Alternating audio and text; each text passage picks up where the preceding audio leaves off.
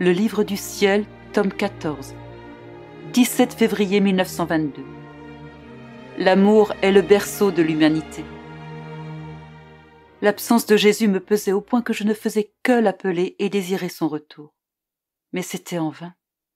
Il se fit ainsi attendre longtemps. Au moment où je ne pouvais vraiment plus supporter son absence, il vint. Combien de choses j'aurais voulu lui dire, mais il se tenait à un endroit élevé de telle sorte que je ne pouvais pas lui parler. Je le contemplais et l'aimais. « Jésus, Jésus, viens !»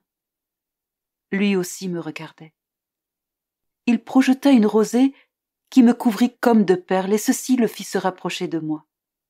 Rendu tout proche, il me dit « Ma fille, le désir de me voir, l'intensité et la répétition de ce désir percent le voile qui sépare le temps de l'éternité, amenant l'âme à prendre son essor vers moi. Mon amour devient presque agité lorsque je dois tarder à me révéler à une âme qui languit après moi. Non seulement je dois me révéler à cette âme pour calmer mon amour, mais je dois aussi lui donner de nouveaux charismes et de nouvelles preuves d'amour. Mon amour désire constamment offrir des preuves d'amour aux créatures. Quand ma volonté agit pour se donner à une créature, mon amour devient festif. Il court et même il vole vers cette créature. Il devient son berceau. S'il constate que l'âme ne reste pas dans le berceau de ma divine volonté, alors il la berce et chante pour la faire reposer et l'endormir. Et quand l'âme dort, il lui insuffle une vie d'amour renouvelée.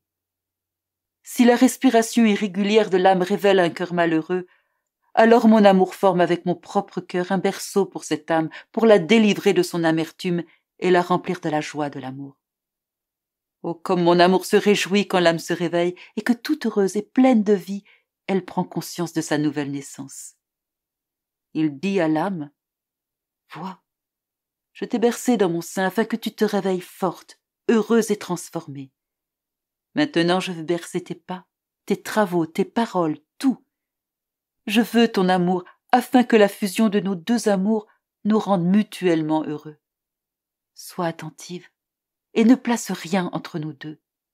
Cela m'attristerait. C'est mon amour plus que tout qui me fait me rapprocher de l'homme. Mon amour est le berceau dans lequel l'homme est né. Dans ma divinité, tout est harmonie, au même titre que les parties du corps sont en parfaite harmonie. L'homme dispose de son intelligence pour l'illuminer. Ce qui le dirige, c'est sa volonté.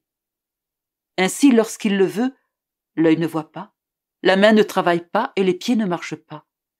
Lorsqu'il le veut, l'œil voit, la main travaille et les pieds courent. Tous les membres du corps se complètent mutuellement. Ainsi en est-il de ma divinité.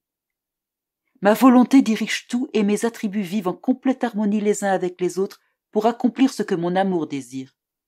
Ma sagesse, mon pouvoir, ma connaissance, ma bonté et tous mes autres attributs s'harmonisent et forment un tout. Tous mes attributs, aussi différents qu'ils soient, vivent dans le réservoir de mon amour et réalisent les désirs d'amour de ma volonté. Ce dont l'homme a le plus besoin, c'est l'amour. L'amour est pour l'âme ce qu'est le pain pour la vie corporelle. L'homme peut se passer de connaissance, de pouvoir ou de sagesse parce que ces attributs sont utiles seulement dans certaines circonstances. Mais que pourrait-on dire si j'avais créé l'homme sans l'aimer? Pourquoi l'aurais-je créé si je n'allais pas l'aimer? Ce serait un déshonneur pour moi, un acte indigne de moi, puisque ma principale fonction est d'aimer. Et que deviendrait l'homme s'il n'avait pas en lui le fondement de l'amour, s'il ne pouvait pas aimer? Il serait une brute et ne mériterait même pas un regard. L'amour doit tout pénétrer. Il doit imprégner toutes les actions humaines comme l'image d'un roi apparaît sur toutes les pièces de monnaie de son royaume. Si une pièce ne porte pas l'effigie du roi, elle n'est pas acceptée par les sujets du roi. Pareillement, si une action n'est pas inspirée par l'amour, je ne peux la reconnaître comme mienne.